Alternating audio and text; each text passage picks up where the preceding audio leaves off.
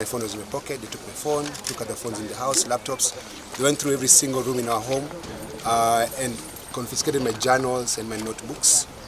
And then they said I'm under arrest.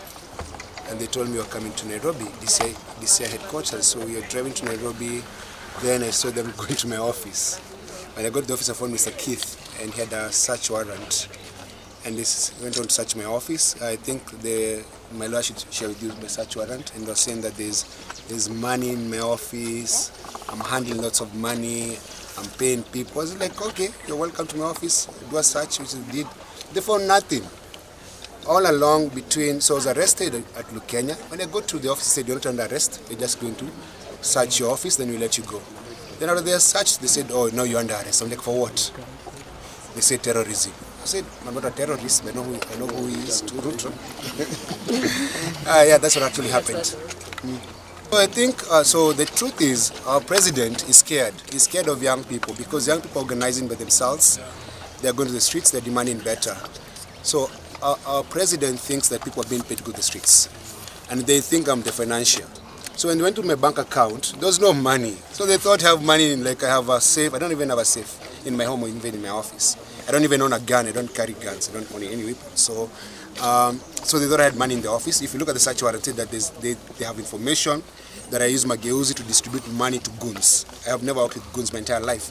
The people that I've worked with my entire life are actually present here. The guys who are singing in court, I know every single one of them. And so they're here. And none of us is a terrorist. So the president thinks the anger against his government is manufactured and people are being paid. People hate Ruto for free. That the items are only to be seized from the mageuzi hub. What the defense is saying, because the accused person has not, please let the accused person not be arrested within the premises of this court or, following these proceedings herein. Let us conduct ourselves properly. I think it behooves all of us to conduct ourselves properly so that we can preserve the sanctity of court proceedings, so that we can preserve, it makes no sense to come to court to seek orders from the court and then, to violate the very purpose for which we came to this court. I think with that understanding, for all of us to act in good faith, I think that suffices for that purpose. Covered from the residence of the accused person, let the prosecution, in consultation with the investigating officer, conduct an analysis of the said gadgets and peruse through them forthwith and determine which ones do not form part of the evidence, and any such gadgets or documents that are not necessary for the trial of this matter to be returned forthwith to the accused person, and in any event not later than the next mentioned date of the 21st of August. Because of this court intends to silence human rights defenders or to silence Kenyans who are fighting for a better Kenya, for a better future. I think this is so bad. I think we will not allow this to happen. We will not allow this to continue. It's so bad. The judiciary of Kenya is complicit. The judiciary of Kenya is complicit in punishing Kenyans and defending and numbering our people. The people who are killing innocent Kenyans. Can we kindly maintain order? Let's maintain order, please.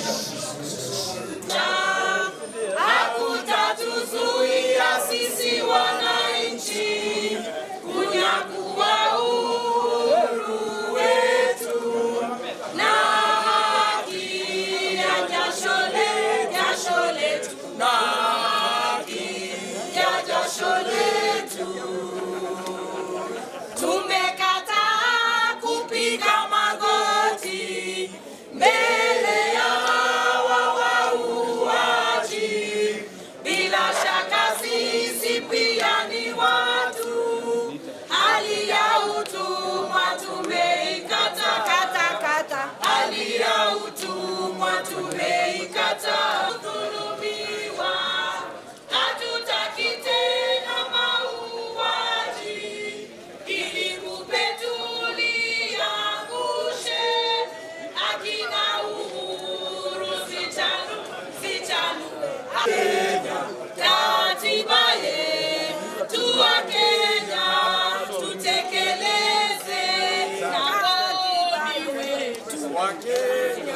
is a win in the sense that we have been able to demystify that you cannot use the Terror Act, Anti-Terror Act, to silence genuine and dissident voices.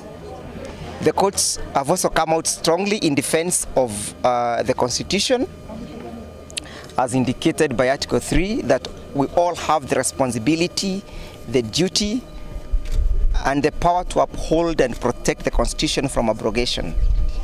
The overthrow of a Constitution does not just rise on a one day. It begins in piecemeal, in segments. Then at the end of the day, you realize that you do not have the Constitution that you once held high, and consider that you once sought for leverage from. It begins the way Mr. William Ruto is doing. He overthrows one right, one by one. So you realize at the end of the day, the entire Constitution has been abrogated. You have heard them saying that they're not even going to they will not await a process of a free, fair, and credible elections. You have heard them say they are going to rig the election. That is how our country loses its Constitution. We are more than them. He has to jail and charge everybody the offense of terrorism, the 50 million of us, because we do not agree with what he's doing. We do not agree with the mismanagement of the country. We do not agree with the misgovernance of the country. We do not agree with the violation of the Constitution. We do not agree to the violation of the rule of law.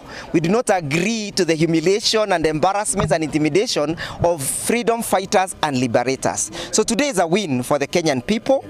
It's a win for us, and we are telling him we'll be here next time you arrest any other person. Utatupata hapa hapa. Appreciate the lawyers that have come out in large numbers and they have really fought for us. But I also want to say that it's not just for us. It's not for Boni and Jerry that this fight is for. It's for the Constitution of Kenya. All those young people that have been put behind bars, that are being charged with the same charges, like Wakili said, we must defend our Constitution. If Ruto wants to be the ODPP, then he should become the ODPP. Otherwise, let the courts do their jobs, and he should lead this country, which he has failed to do. So he needs to step aside and let this country be run with the institutions. I said in the morning that I really was hoping that the courts would do what they're supposed to do. And I'm glad that they have been able to stand on their own.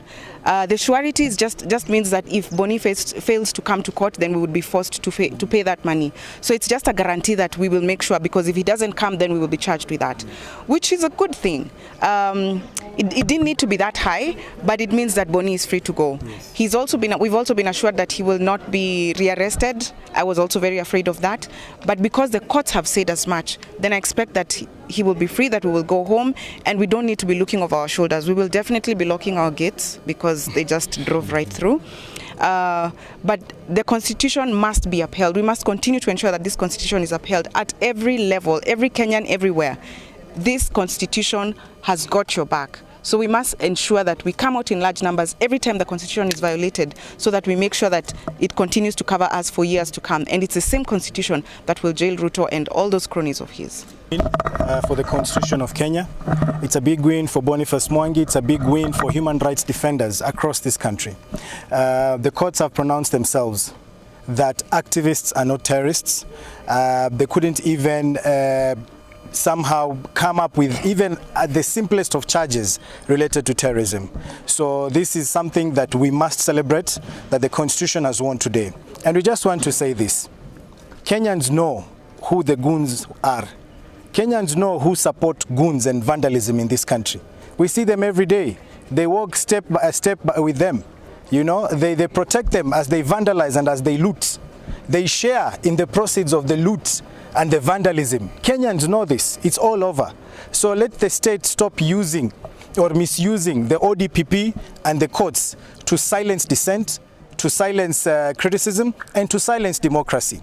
And our assurance to Kenyans is that this will not deter us. We are not intimidated at all, and we shall continue to push for change in Kenya. Addressing Amin himself, because he's responsible of that institution. Yesterday they issued a publication that Boniface Mwangi is a terrorist. We have made an application, the court has granted us leave to make a formal application to summon Amin himself to come and explain to the court the basis upon which they issued such a publication.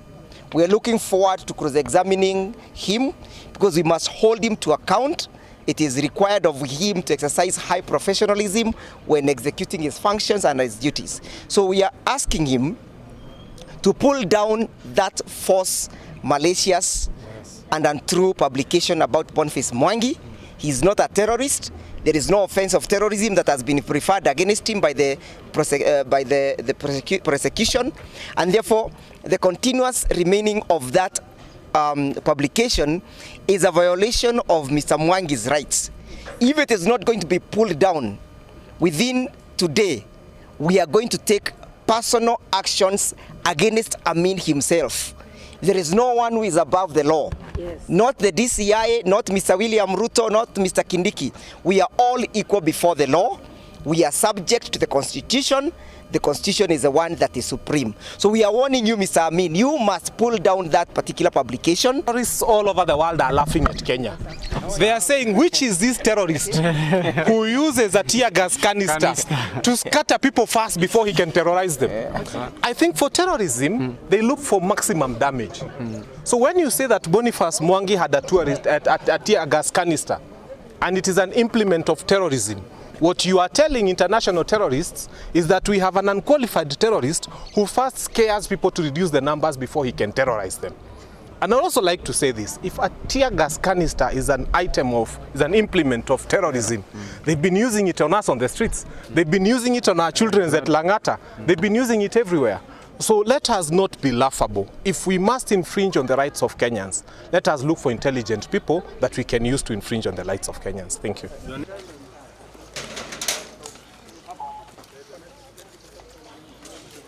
Welcome home. Enjoy your liberty, fellow terrorists.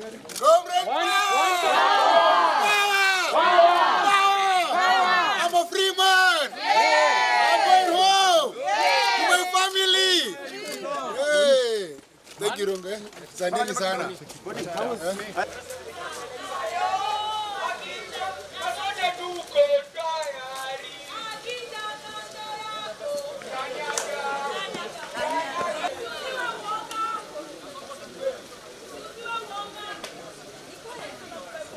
So we stand with Boniface Mwangi, because if we don't stand with him today, who will stand with the others tomorrow on the same tractor journey?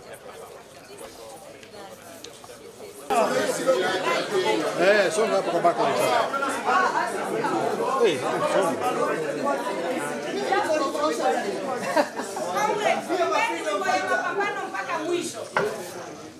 Hadi terrorist ni nani? Ruto kupigia kura nenda kuiua. Yes, aliyopose katiba. Yeye kuimplement. Yeye kama dictator.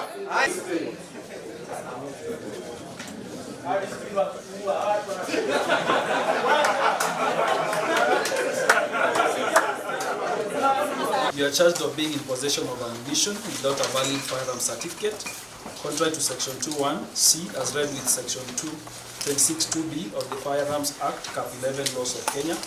Particulars that on the 19th day of July 2025 at MATIANG'I Hub in Nairobi County within the Republic of Kenya, you are found in possession of noxious substances to be 3 tear gas canisters without lawful authority.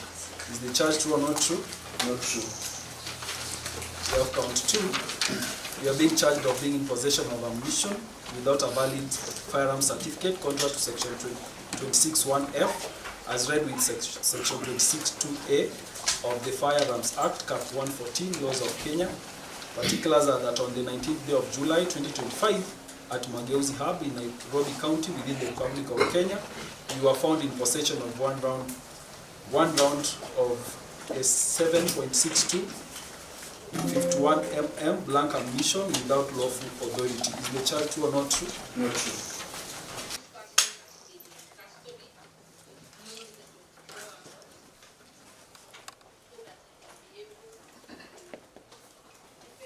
Allow us to those bail terms that we would easily have the good gentleman, Mr. Boniface, enjoying his right to liberty, and then we can prepare a defense when the court will give us a convenient time to come before it. From the side of the DPP, I thank them they have not yet made any but just mentioned that there is none. They can't say as much. Yes, none. Freedom songs, freedom songs.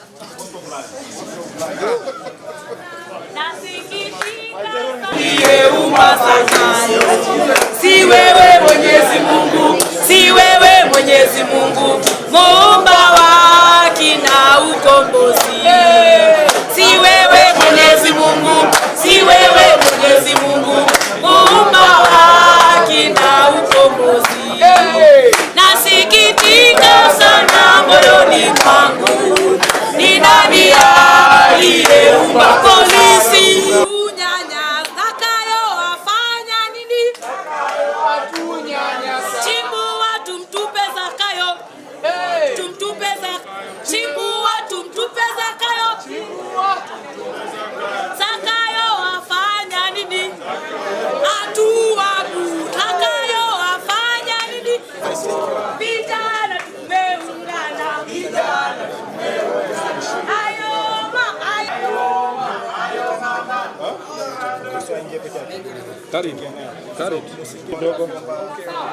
Kitu gani kitanitenga na haki ya nchi yangu?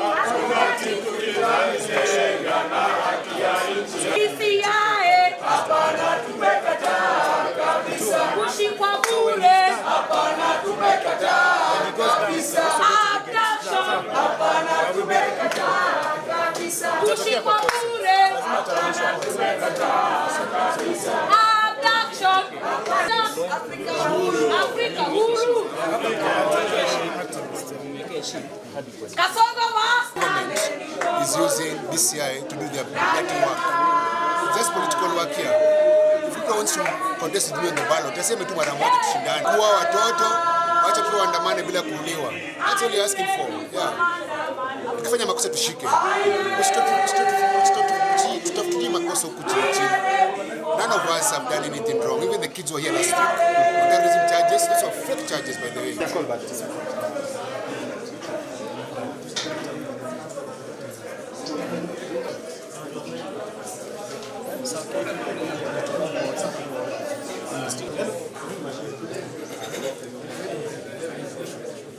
In the present instance, the prosecution does not oppose the release of the accused person on reasonable bail or bond terms and concedes that there are no compelling reasons to continue holding the accused person in custody pending trial. There is also no contest that the accused person is a well-known public figure with a place of abode that is known to the authorities. The present conditions having been taken into account, the court is cognizant of the fact that the only condition that must bear on the court's mind in determining the question of bail and bond is whether the accused person will attend court if so released on bail pending trial. Having taken into account the nature of the offense that the accused person faces, and also having considered all the circumstances that have been presented before the court, this court makes the following orders. The accused person may be set at liberty upon securing a personal bond of 1 million shillings with one surety of a similar amount. The matter will be mentioned within the next 14 days. Let us have a mention. That they are not in a capacity to address our application today, would be making an application for cross-examination of Keith Robert, so as to lay them just deleting and rectifying. We also ask them that the court does issue an order for Mr. Keith to issue a personal official apology to Boniface Mwangi. Why am I saying so, Your Honor? Because the Constitution contemplates a situation whereby individuals are held to account. So the question that we are asking the court to interrogate is the accountability of the police while executing their functions as contemplated by Article 247, that they shall exercise high professionalism and all office premises. unless if it is shown they have any connection with the present charges, ought to be released forthwith. I'm aware